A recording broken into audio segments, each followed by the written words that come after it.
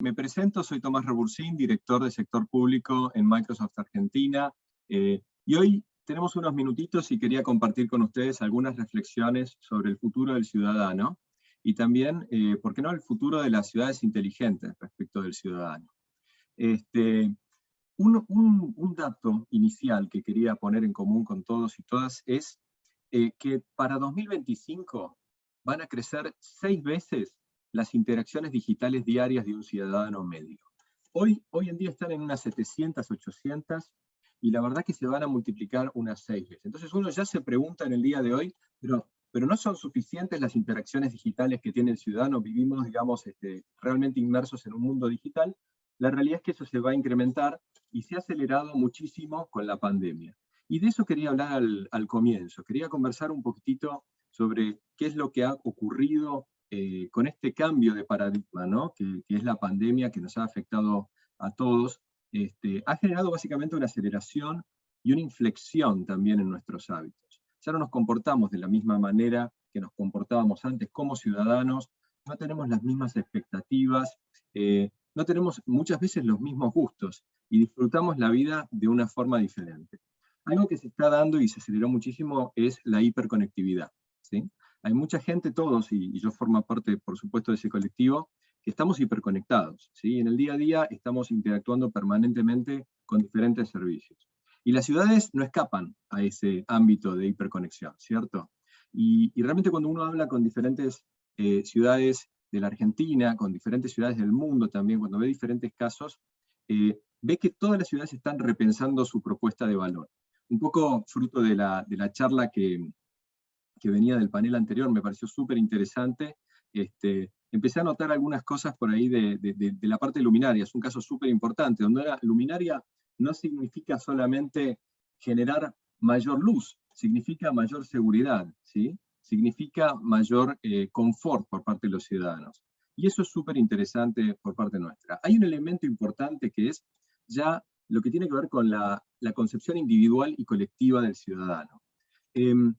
La digitalización lo que ha generado es un efecto de red en los ciudadanos, ¿sí? Y los gobiernos como plataforma realmente están aprovechando, y nosotros desde Microsoft lo vemos, ese efecto de red. ¿Para qué sirve ese efecto de red? Sirve básicamente para poder entender a nivel colectivo todas esas interacciones individuales que se van gestando y entender los diferentes patrones que se van dando para poder aplicarlos a través de diferentes tecnologías como inteligencia artificial en diferentes soluciones que van permeando a través de las instituciones de gobierno hacia los ciudadanos. Pero la gran pregunta es cómo hacemos para abordar la innovación de las ciudades. ¿Cuáles son las prioridades? ¿Por dónde empezamos? ¿Cuáles son nuestros desafíos? Realmente, no sé si les pasa, yo me imagino que sí, y a muchos, realmente es abrumadora la cantidad de desafíos que hay hacia adelante, y es muy importante poder entender realmente por dónde empezamos a taclear eso. Bueno, desde Microsoft nuestro punto de vista tiene que ver con empoderar al ciudadano, ¿sí? Y empoderar a las entidades de gobierno que de alguna manera operan como plataformas hacia los ciudadanos, ¿sí? En ese formato de red que comentaba yo recién. ¿Y qué quiere decir empoderar al ciudadano y empoderar a los gobiernos, a las entidades de salud, a las entidades de educación, para que puedan asistir, para que puedan servir al ciudadano? Bueno, empoderar al ciudadano quiere decir poner al ciudadano en el centro de nuestros pensamientos, ¿sí? Es realmente nuestro principal cliente, en definitiva, un ciudadano, ¿sí? Y no estamos hablando de miles de ciudadanos, hablamos de expansión y plataforma hacia millones de ciudadanos. Entonces, cuando uno pone al ciudadano en el centro, lo primero que piensa es cuál es la experiencia que vive en el día a día ese ciudadano. Entender cómo es ese camino que vive el ciudadano desde que se levanta a la mañana hasta que se va a dormir a la noche y pasa la noche incluso dentro de su casa, ¿cierto? Y ese camino es muy importante entenderlo y poderlo fragmentar en diferentes segmentos y entender qué fricciones existen hoy dentro de ese camino que vive el ciudadano. Literalmente es un proceso que no es lineal y que los ciudadanos viven a lo largo del día. ¿Y cómo podría uno concebir ese proceso? Bueno, en definitiva todos tenemos algo que es el tiempo, ¿sí? Nuestro tiempo. Y nuestro tiempo es finito, ¿sí? Es el único recurso que no vuelve, en definitiva, en la vida. Entonces, si uno tiene ese recurso de suma cero, que es el tiempo del ciudadano, uno puede pensar el tiempo del ciudadano en tres grandes bloques. Primero, el bloque de lo que tiene que ver con la actividad laboral o productiva del ciudadano. Lo segundo es un bloque de la actividad de ocio del ciudadano, importantísimo. Y en la pandemia aprendimos muchísimo también todo lo que tiene que ver con el disfrute y el bienestar, ¿no? del ciudadano, de nuestro bienestar. Y lo tercero es el tiempo que en definitiva el ciudadano no quiere invertir, es como un tiempo más improductivo o de trámite. Entonces, todo lo que podamos hacer a través de la tecnología, apoyados en procesos automáticos, y ahora voy a entrar un poco en detalle en eso, a través de estas entidades claves que son la educación, la salud y el gobierno, que minimice el tiempo, vamos a decir, de trámite del ciudadano y que le devuelva el tiempo al ciudadano en lo que hace a productividad, en lo que hace a disfrute, realmente es algo que suma y es algo que cambia y mejora el bienestar del ciudadano. Pero para eso, como les decía antes, tenemos que entender realmente cuál es la experiencia y medir esa experiencia a lo largo del camino, digamos, el proceso que vive el ciudadano. Un ejemplo de esto bien concreto es, por ejemplo, el tema de identidad digital, ¿no? ¿De qué forma podemos trabajar en generar una identidad digital del ciudadano? ¿Cómo podemos incluso tomar todos los datos que hoy están fragmentados en diferentes entidades y generar una coherencia de esos datos, ¿no? Y facilitar de esa forma procesos y automatizar, digitalizar esos procesos que viven los ciudadanos en el día a día. Algunos ejes para las ciudades inteligentes, desde nuestro punto de vista, es que, y esto lo vemos como un factor común también, es que las ciudades inteligentes apuntan, diría, a 4 ejes, ¿sí? El primer eje tiene que ver con ser ciudades amigables, ser ciudades que presenten poca fricción hacia el ciudadano. Si el ciudadano tiene esa intención de poder performar, de poder desarrollar un proceso, una experiencia, hacer algo, eso puede ser una transacción de tránsito, puede ser una transacción de seguridad, puede ser dar una alerta, puede ser usar una app para poder entender algo de información referente a la ciudad, puede ser comunicarse, puede ser ordenarse. Realmente las ciudades inteligentes, digamos, que están realmente trabajando con agenda fuerte en esto, ponen en el primer eje lo que es ser amigables hacia el ciudadano, ¿sí? Que sea fácil de utilizar. Piensen que los ciudadanos somos muy heterogéneos en nuestro segmento, ¿sí? A nivel etario también. Entonces es muy importante que todo lo que tenga que ver con interacción con el ciudadano tenga ese corte de usabilidad, de experiencia de uso. El segundo eje en el cual las ciudades están trabajando muy fuerte es la parte de sustentabilidad. Y la sustentabilidad tiene que ver no solamente con el medio ambiente, sino con qué tan inteligentemente utilizamos los procesos y aprendemos de nuestros procesos para ir mejorándolos de forma continua. Eso es un segundo elemento importante, digamos, que está presente como un factor común en la mayoría de las ciudades que tienen agenda de desarrollo inteligente. El tercer elemento es que sean ciudades inclusivas. Y ahora voy a hablar un poquitito de la inclusión, es un capítulo aparte, y me gustaría comentarles algunos ejemplos también. Pero el hecho de que sean inclusivas es clave. La ciudad es para todos y todas, y realmente es muy, muy importante que todas las interfaces de acceso a la ciudad contemplen ese abanico de inclusión, ¿sí? Hay un dato de las Naciones Unidas muy interesante que dice que actualmente el 15% de la población mundial sufre algún tipo de discapacidad. Es un 15%, realmente es un número muy, muy importante, ¿sí? Entonces la pregunta es, ¿qué estamos haciendo para poder incluir a esa población, que es realmente una proporción importante? Bueno, yo les doy un ejemplo de Microsoft, por ejemplo. En el caso de Teams, que es una plataforma de colaboración masiva que tiene Microsoft y que digamos, conecta con todo el suite de herramientas, por ejemplo con PowerPoint, existe una función que es el subtitulado en tiempo real. Entonces, uno puede tener una reunión multitudinaria, digamos, a través de Teams, y puede poner en tiempo real un subtitulado que a través de inteligencia artificial va descifrando lo que se va hablando y se va poniendo abajo. Bueno, ustedes imagínense una persona hipoacústica, ¿no? Una persona hipoacústica que no tiene chance de entender por ahí lo que estamos hablando, cuál es la idea, participar en esa reunión, incluir su punto de vista.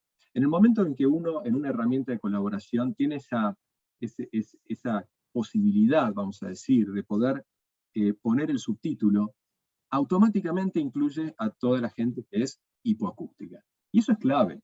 Ahora, imaginémoslo para cada una de las discapacidades, realmente.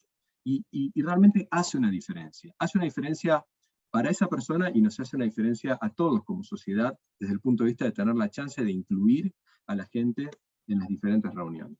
Muchas veces eso, incluso, en una reunión presencial no se da. Pero son estas cosas que, digamos, la tecnología nos trae, ¿no? Esa posibilidad de poder incluir más gente a través y empoderar a la gente, ¿no? Uno está empoderando realmente a esa persona hipoacústica si realmente tiene esa posibilidad a través de Teams de poner el subtitulado. Es simplemente un ejemplo, pero creo que los ejemplos realmente ilustran estos conceptos que estamos hablando. Y el cuarto eje que les quería comentar, además de la parte de la inclusividad, es la seguridad. Y definitivamente la seguridad y la tecnología se hablan, porque, como hablaba al principio, este efecto de red, de entender realmente a los ciudadanos, no como individuos solamente, sino como un colectivo, nos permiten desarrollar soluciones de seguridad mucho más, vamos a decir, performantes, mucho más robustas, ¿sí?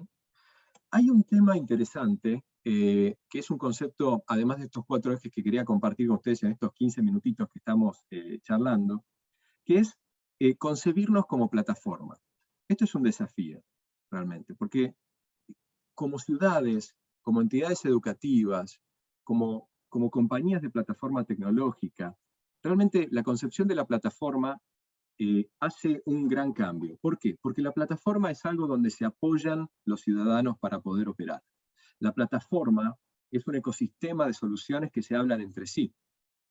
Y la plataforma es algo que le da consistencia al servicio al ciudadano. Entonces, hay una gran diferencia entre lo que es la concepción de servicios individuales, ¿sí? Tal vez es el viejo mundo esa concepción de servicios individuales, y lo que es la concepción de plataforma, donde en realidad esos servicios dejan de ser individuales y pasan a ser un todo que se habla y que se mejora permanentemente a través de la tecnología para hacer una llegada al ciudadano de servicios de valor agregado superiores. El 40% de las ciudades van a utilizar herramientas de planificación espacial digital. Este es un ejemplo que quiero comentar respecto a la plataforma.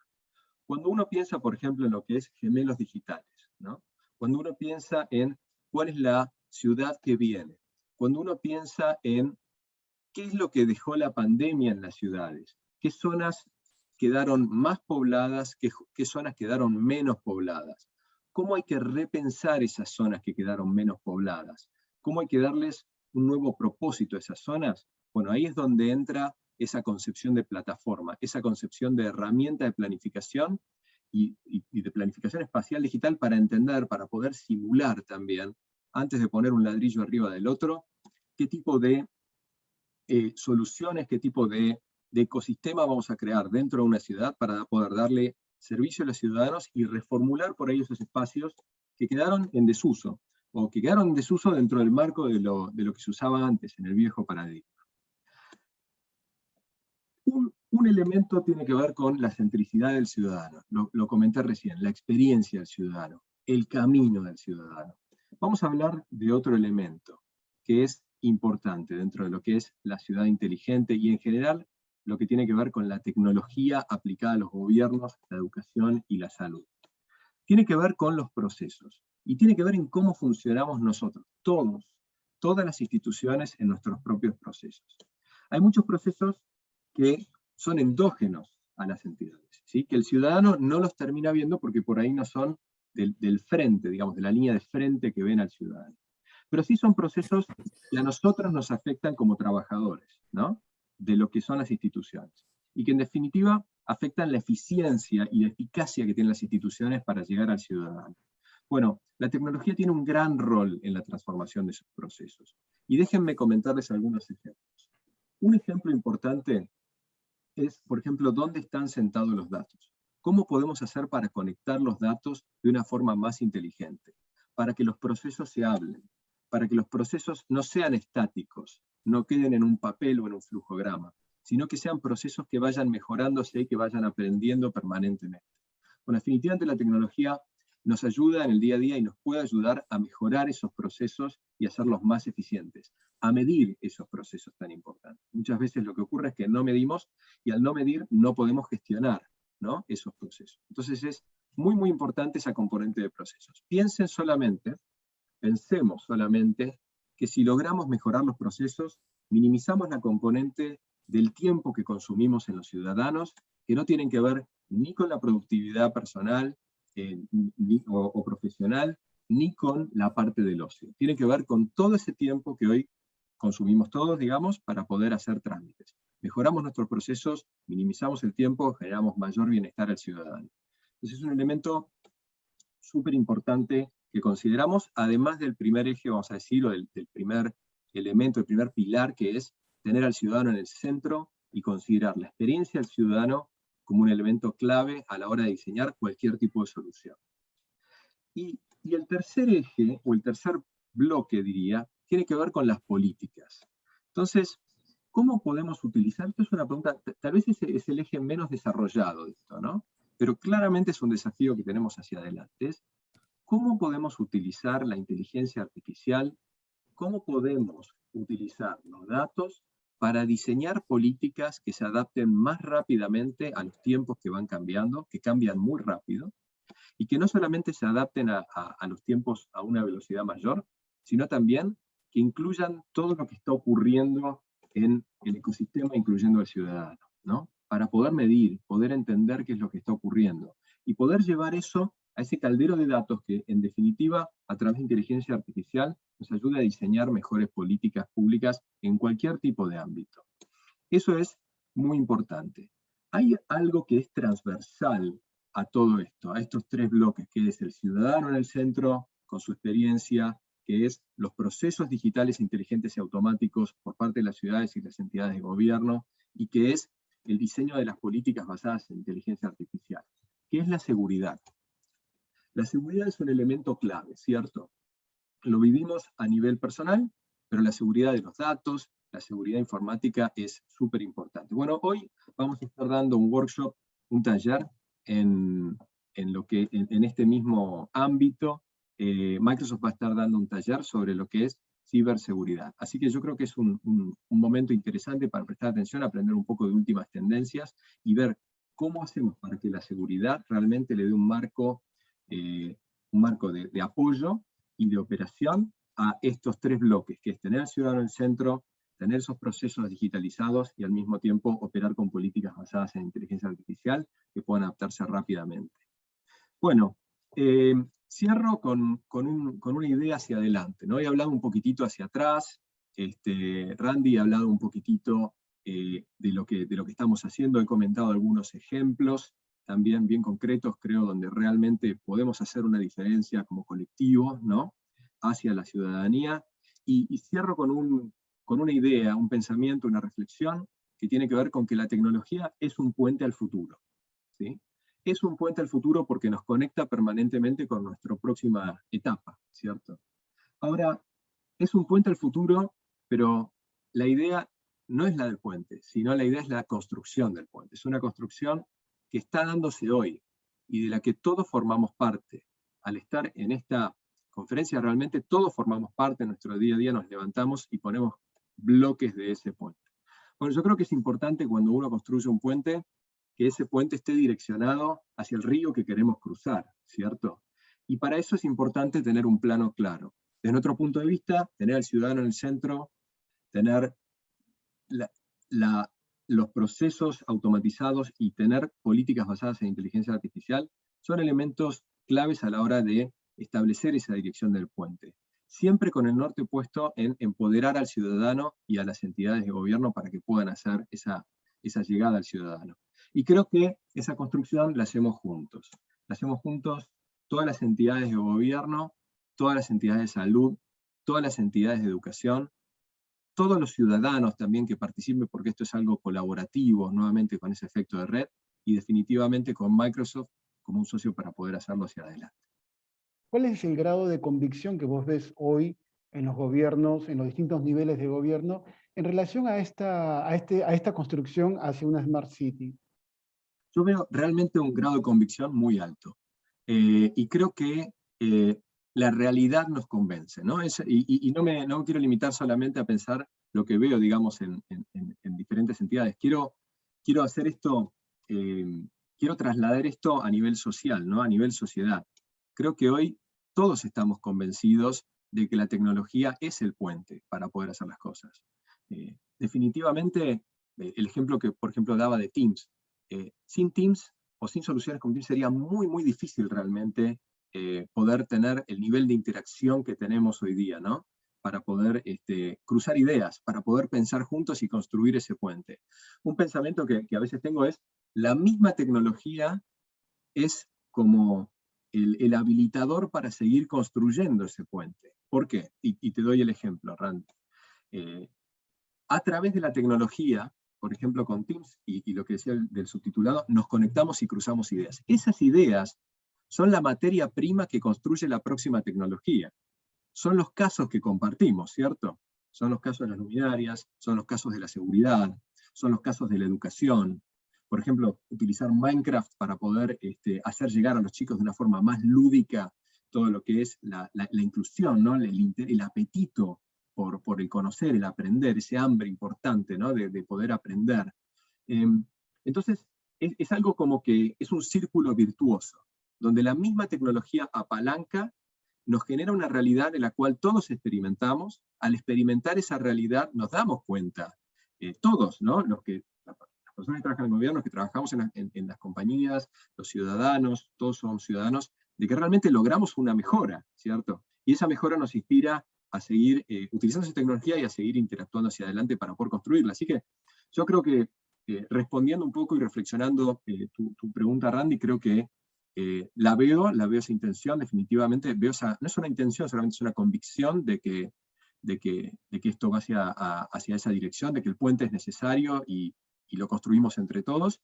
Y estos tres ejes que comentaba recién, es tener el ciudadano en el centro con esa experiencia, es tener estos procesos mejorados y es pensar en políticas que se desarrollen más rápido y por ahí más precisamente. La verdad que en mis reuniones que he tenido está presente en casi todas las reuniones. Así que eso es algo que está bueno escuchar y ver que hay una réplica también a nivel gobierno y a nivel sociedad.